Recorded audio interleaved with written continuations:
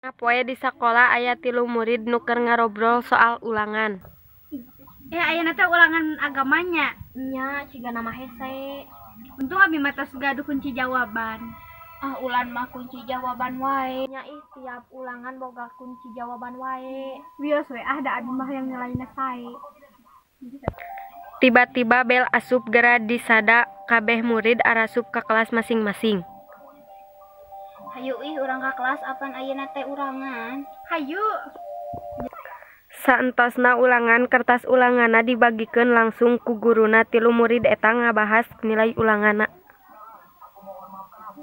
Alhamdulillah abi menang nilai 80. Abi 87 ai ulan sabaraha? Abi mangan genep 5.